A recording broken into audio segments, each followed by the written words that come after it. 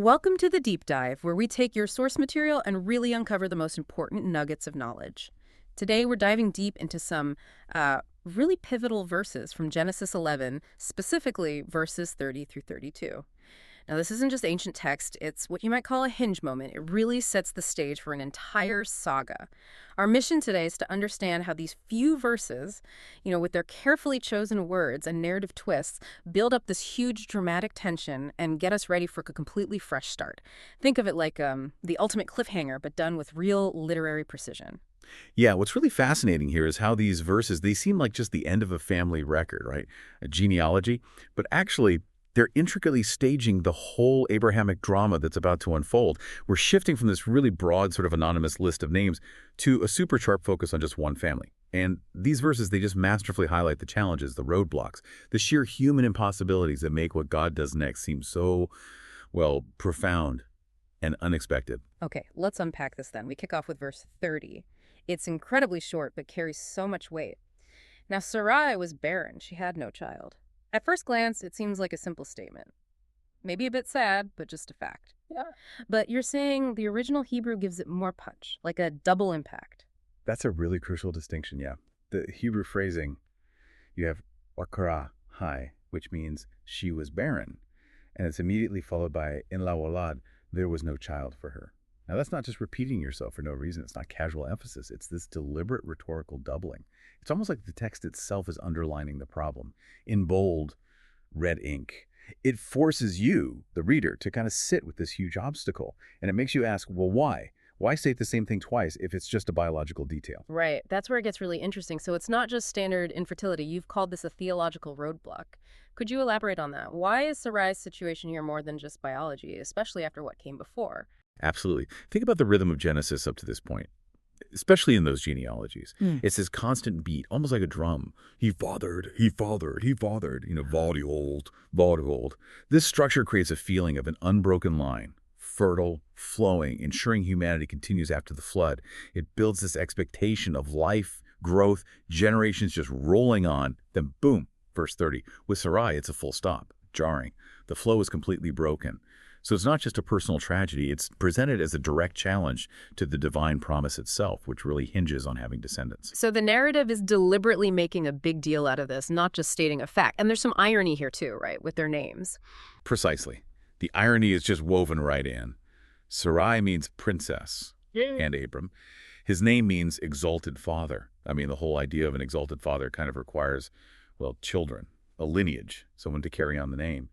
So how can this great nation possibly spring from this exalted father if his princess can't have children? The narrative just layers this problem on thick, making sure you feel the weight of this impossibility before chapter 12 even starts. It's really setting the stage for divine intervention because, honestly, nothing less seems like it could work here. Okay, so I think I'm getting it. This isn't just sad background info. It's a setup.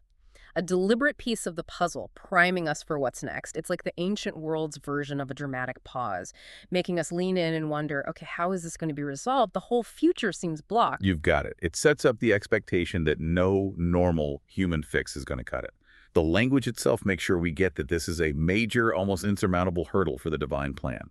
Okay, so from that internal problem, Sarai's barrenness, we shift gears.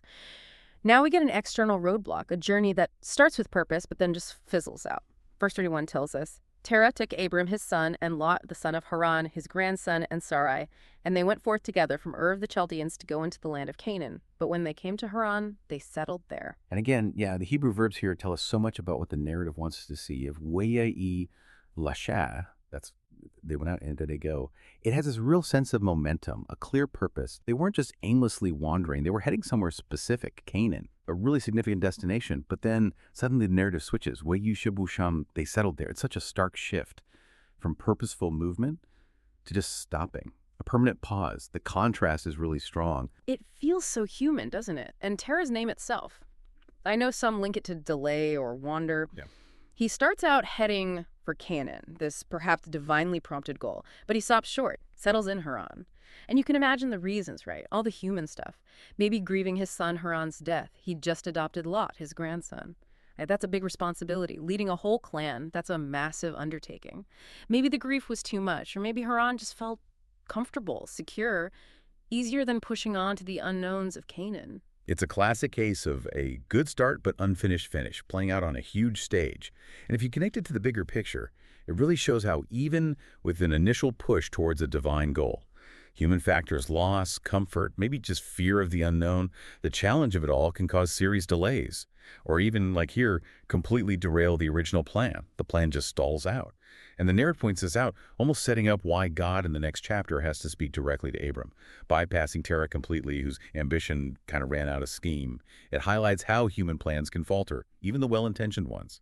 And then the chapter hits this really blunt, almost stark ending in verse 32. The days of Terah were 205 years, and Terah died in Haran. It's just so direct. No mention of descendants carrying on like you often see in genealogy. Exactly. The Hebrew, Wayam at Terah, and Terah died, is incredibly unadorned, direct, final.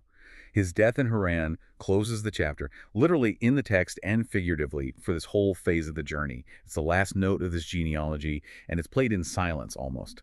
It marks the end of this wandering, pausing life in a foreign land, a land that wasn't the final destination. It's quite a poignant statement about unfinished journeys, wouldn't you say, and maybe the limits of human leadership. It really is, almost poetic in how stark it is. You know, the Babel story right before this ended with scattering, confusion, humanity dispersed.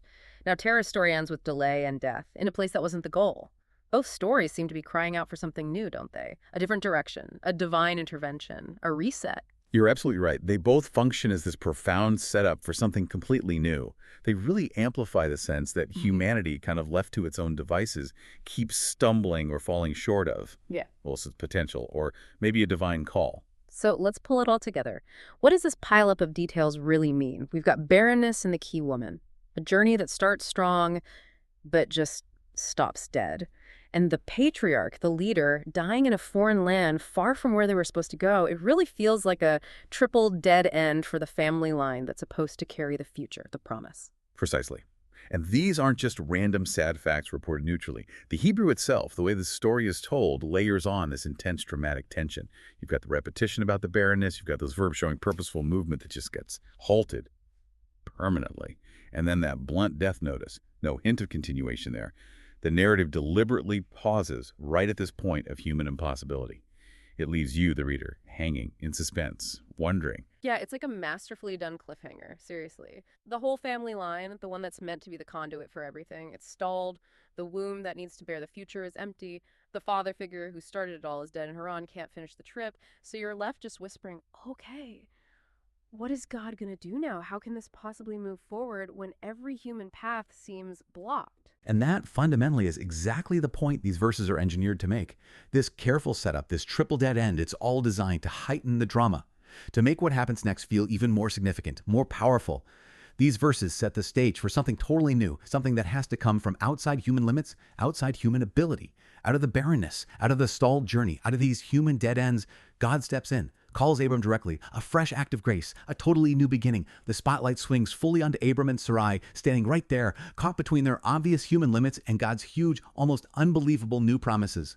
This deliberate, profound setup is what makes Genesis 12 just burst onto the scene with such power, offering a solution that human effort alone could never, ever achieve. Wow, what a journey through just 3 verses. We've really seen how Genesis 11.3032 uses this precise, almost stark language, these deliberate narrative choices, to create this deep sense of human impossibility. A barren womb, a stalled journey, a death far from home. It's clearly not accidental. It's a choice to build this moment of extreme tension where everything just seems stuck, finished. Yes, exactly. It's a setup that reminds us that sometimes new beginnings don't come from smooth transitions or steady progress. Sometimes they emerge right out of what look like insurmountable dead ends, moments of crisis. It kind of asks us maybe to look for similar patterns in our own lives or just in stories we know. Those moments of full stop, those impossible roadblocks that unexpectedly actually open a door to something radically new, often needing a totally different kind of push or a fresh perspective. Absolutely. So maybe something to reflect on is this.